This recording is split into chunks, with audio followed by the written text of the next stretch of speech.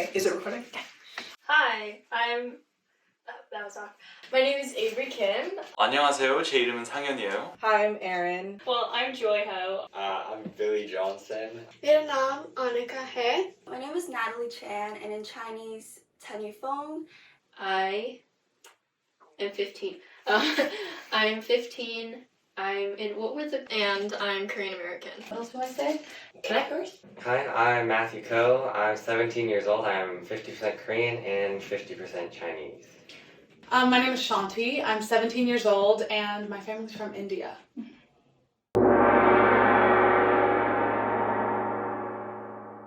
To me, being Asian American is kind of a blend, trying to find a balance between both the American environment that I live in and the Chinese culture and background that my family grew up in and they're the most comfortable in. So it's trying to find that balance. For us, it's mostly a culture thing, like the foods that are most closest to our hearts and the times that we get together. Yeah, so my mom is from Korea and my dad, he's not from China. He was born in the United States, so we kind of have mixed traditions and stuff in terms of what we do with holidays, what we eat, and different just traditions in the household and values that we hold. I think what being Asian and specifically Indian means to me is knowing what my grandma went through in immigrating from India to the United States at a really young age is greatly motivating in my academics, and knowing what she gave up to give me the life that I have. It's really inspirational to work hard for her and kind of work hard on behalf of that identity. It's really scary when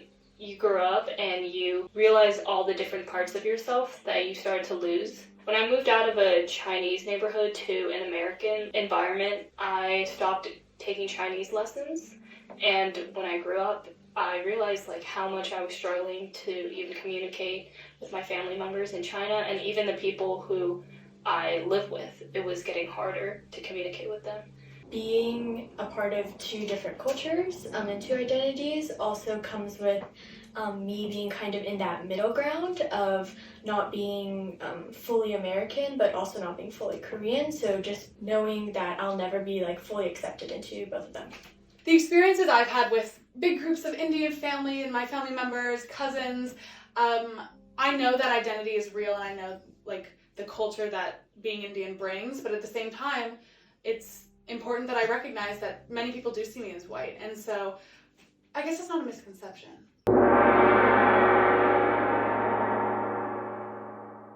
I've always been into kind of the performing arts because when I was younger I used to also do competitive figure skating. When I was 9 or 10 I switched to dance, mostly ballet, and that was something that kind of took hold of my life for a long time because it was just something that I would do every day, and it was just a way for me to escape kind of the harsh reality of whatever was going on in school or just in life. So yeah, I guess I'm a stereotypical Asian in many ways because I do play violin, piano. I've learned how to play the cello, the drums, and I am learning how to play the guitar as well. So I can do a lot of different instruments. I sing in choir.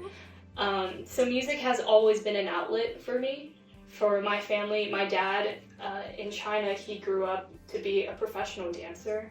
So the performing arts has always been really central to my identity and my childhood, and my entire family is honestly. Performing arts has always been really important to us.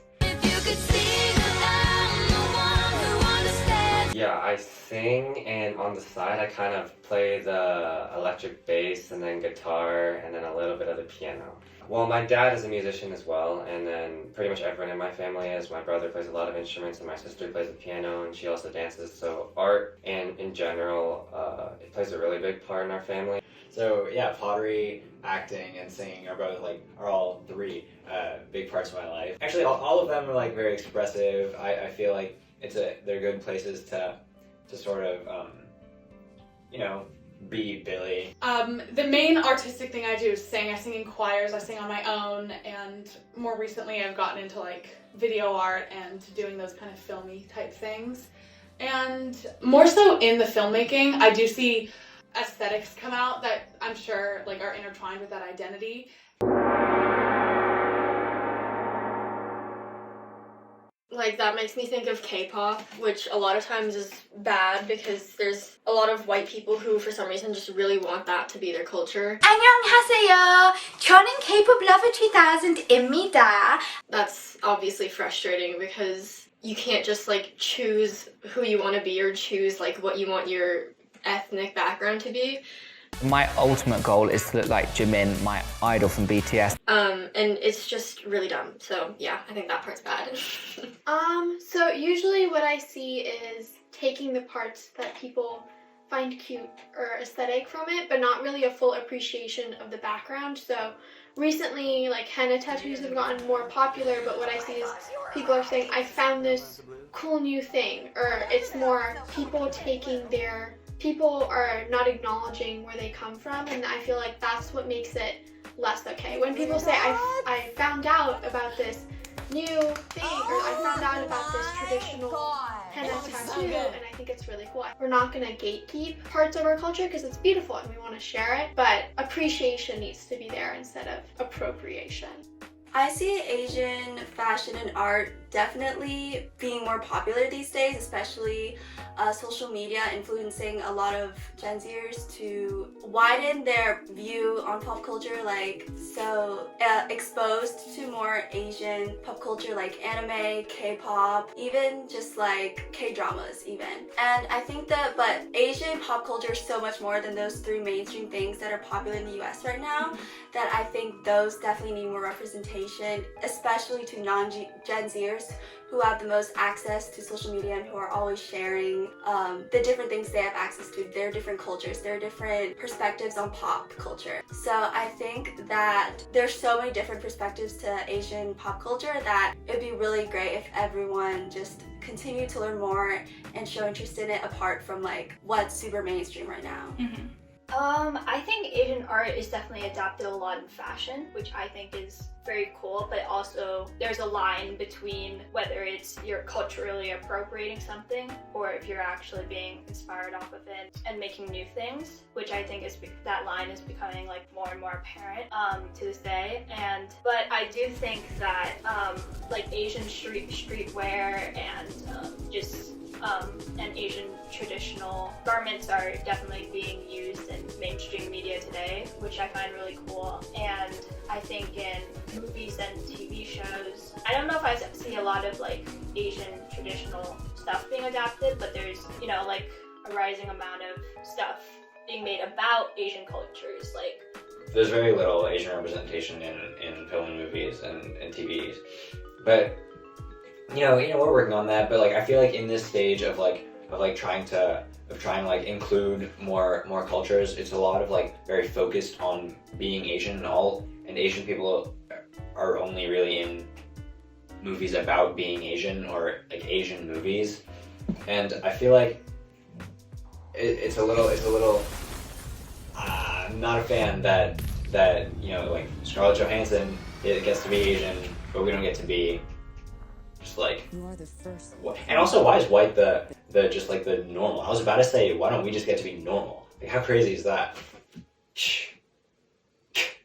I don't know if I really noticed it, but definitely I would say that like Disney especially does a really terrible job of like having Asian characters who aren't like whiz kids or like the stereotype. So I'm sure subconsciously that's ingrained in me. To be honest, I didn't really like notice it or like think about it, but I guess like, yeah, I didn't really like think about it then when I was younger. South Asian representation in American film and Hollywood and all that is kind of bad. It's not really there. There's very few representations and they're all really stereotypical. Like Jesse on Disney Channel, Ravi. So he was the only Indian character that I saw on television growing up.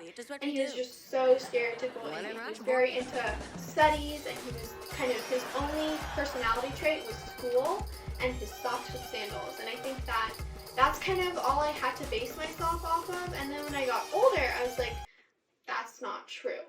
Yeah, I mean, I definitely didn't have a lot of Asian representation in media growing up. Like, I can't think of any, actually. Maybe... Yeah, I'm totally coming up blank. Her name is Trisha Wang. She is a professional chef. She streams on Twitch and I am a moderator for her, and she's like my older sister. She grew up having like a lot of pressure from her parents, and that's kind of at a stage where I'm at right now. And she started out in finance and realized very quickly that it wasn't for her, and chased her dreams and went to Japan to learn to be a chef, and now she's like happier than she's ever been before.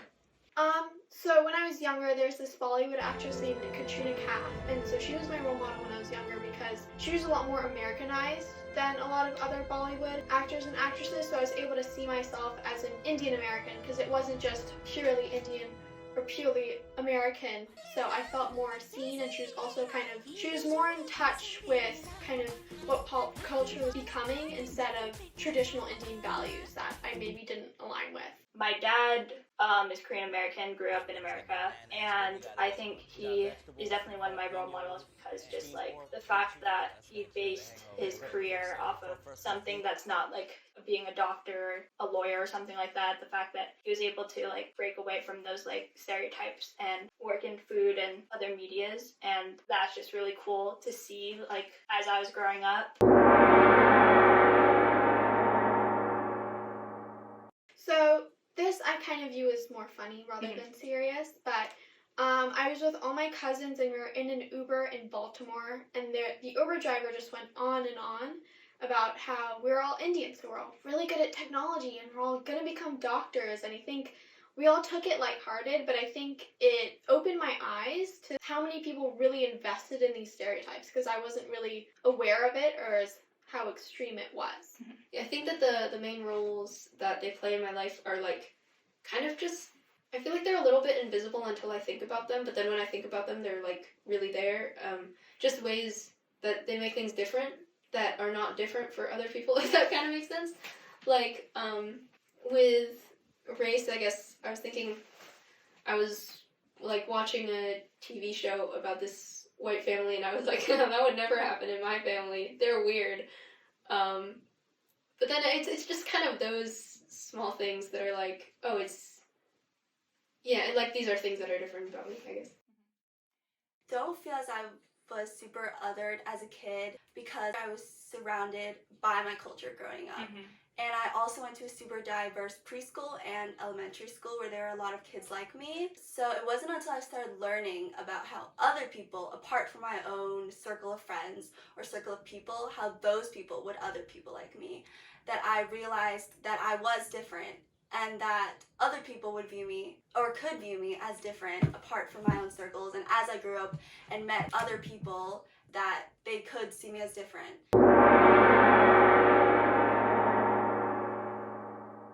Well, gender for me has been really interesting just because I'm transgender, female to male, if it wasn't obvious. Yeah. Sorry. When I was first coming out in 7th grade, my dad was like, I believe you, because no one would ever want to be an Asian man. I think that's very funny, especially coming from him as an Asian man, but basically, it was like, it was this weird thing of you're going from someone who is going to be objectified and, you know, not taken seriously, but also kind of admired in like a weird way, to someone that just someone that people will not see. I guess the girl's just supposed to sit there and just exist as a side piece, and for her to be wanted but also not wanted as her is kind of just really stupid and contradictory to like the ideals that we, like maybe in America or in the world, put up to be like, oh, this girl, you can be a Disney princess, you can be a warrior, and then it's like, but if you're Asian and you're a model minority or you're a stereotype, you're gonna fit into only this stereotype. Oh yeah, I've been thinking about this a lot. So when I was in 2nd grade, I played electric guitar, and when I was in 1st grade, I started playing like rock guitar. And I did that for like show and tell in 2nd grade. When I was playing like a rock song, I was playing Smoke on the Water, and I got up and my teacher was like, wow, like it's an Asian girl, a little Asian girl playing guitar. And I was like, what? Like at the time it rubbed me the wrong way, but I didn't see anything wrong with it, but now I'm like, okay, so that completely defied her stereotypes of me being like a docile, like just smart person who like maybe plays the violin or something.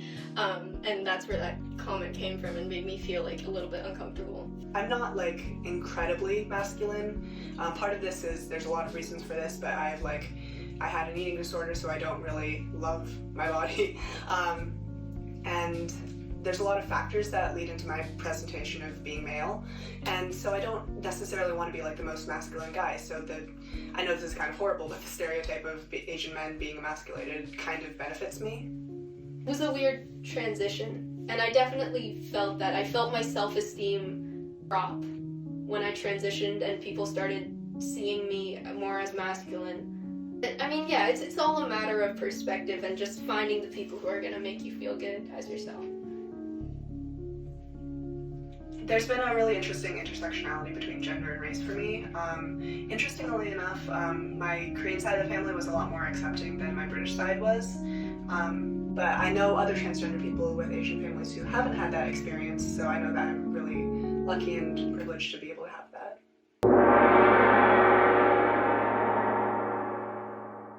Yeah, I guess like people expect me to have a good work ethic and I don't, and so I guess it's kind of disappointing for them, which sucks for them. I guess I generally try to like be whatever productive and stuff, but I procrastinate like so much. So I feel like I definitely seem like I work a lot more than I actually do. People often think that I'm a lot more productive than I am until they get to know me, and it, like with the way I work, it often sounds like that I'm working all the time, when in reality I'm kind of sitting there completely distracted from everything around me, being like, I should work now, and I don't. I'm really shit at my work ethic. I have a pretty good work ethic. Great, contradictory. But in the way that I'm able to get things done, but I'm not the type of person that likes to do things in the time frame other people may want. It all gets done by the deadline.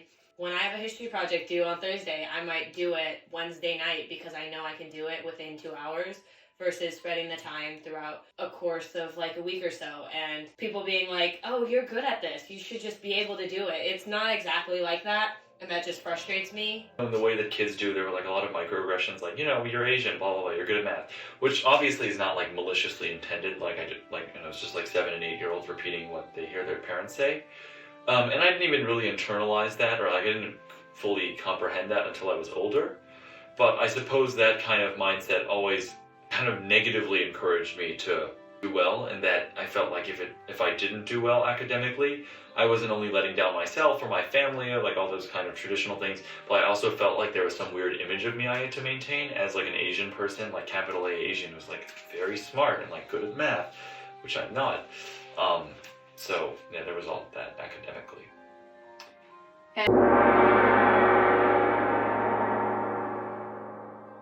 Something that I wish other people knew about me. I don't know.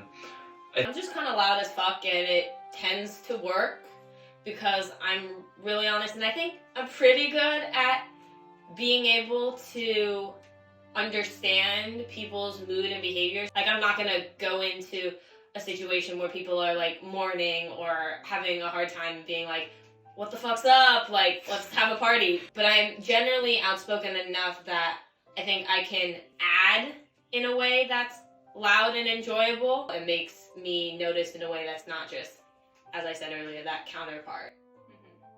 I feel like people who don't know me well think like I'm just kind of like a goody two shoes, and like I totally understand why someone might think that. But I'm not, and I would kind of like people to think that, because I feel like people think like I'm a tight ass and like, I'm tightly wound. People who don't know me, and I would like to think that I'm not like that. I think I'm passionate broadly about helping people in general, but as someone who's kind of been able to experience and take advantage of as many opportunities as possible to delve into the passions that I'm unsure about but want to learn more about, I kind of want to be that figure in someone else's life, and it's really important to me to help the people I love discover what means a lot to them as well, and give them the ability to, I guess, just put themselves out into the world in a meaningful way that they might not feel entirely able to do. In America, I feel like Asian the idea of the Asian American kind of occupies this weird kind of social space because of kind of the baggage of like how, you know, white supremacy has weaponized the idea of the model minority in order to like perpetuate like anti-black racism or like anti-like Hispanic racism. And so I think going off of that vein, I think in the future, like the idea of Asian American people to see themselves as whatever they define themselves to be, because I feel like only if we start thinking in that mindset can we even start to like interrogate and think about like racism towards Asian Americans, but also like racism and like bigotry towards other types of people. Sure, I hope Asians can be seen as, I think this is maybe what everyone's gonna say, but like, can be seen as everything, you know? Can be seen more, and so that Asian kids can have all these options instead of just being this one thing. Like, that's the goal with all types of representation, really. So, yeah. Seeing people as an object, seeing people as a stereotype, seeing people as this model is where we exist as an Asian American community or as an Asian community, either as the warrior or like that quiet shy girl or that guy that's super studious, and like seeing more than that. So just like, I hope for Asian Americans in the future they can be perceived as more than. I guess I just want Asians to be seen as, you know, just people. Like, we shouldn't be sexualized or fetishized, and we shouldn't be just thought of as like just stereotypes that, you know, we're people that deserve to be represented equally and fairly, and like, yeah, we're just here.